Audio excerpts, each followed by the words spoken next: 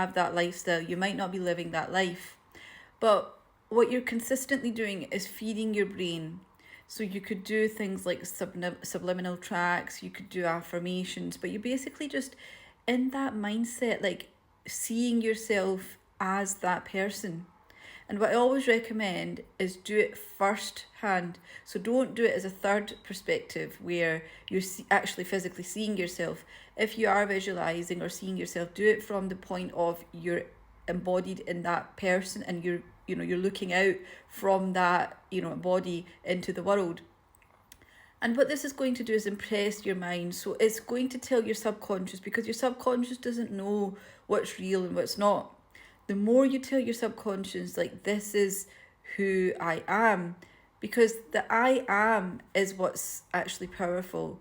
It's you, like your spirit is what's powerful.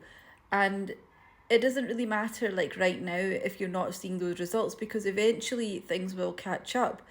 But it's about just knowing that it doesn't matter what you're seeing in front of you. And I did a video on this quite recently. People are saying you don't get movement, there's nothing happening. But even just you having that peace and not conflicting, you're not basically seeing that right now my bank account isn't showing what I'd like it to see.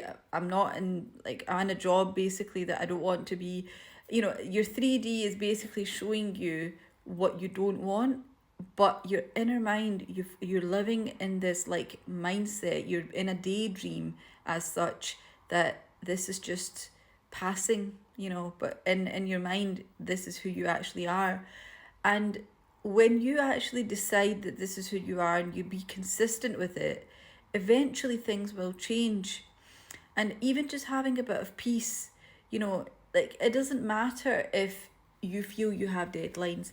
It doesn't matter if someone's told you, like, on a bit of paper, this is not who you are. Like, it's basically written down in like legal format or whatever, where people basically take on things because they're told.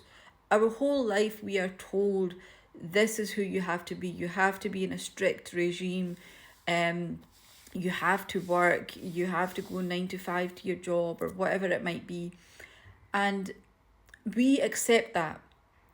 But your higher self, the real you, the I am, is fighting that, because it's like, no, this is not me. This is not why I was brought in this world. I deserve to live a better life. And the more that you go on and you persist in that,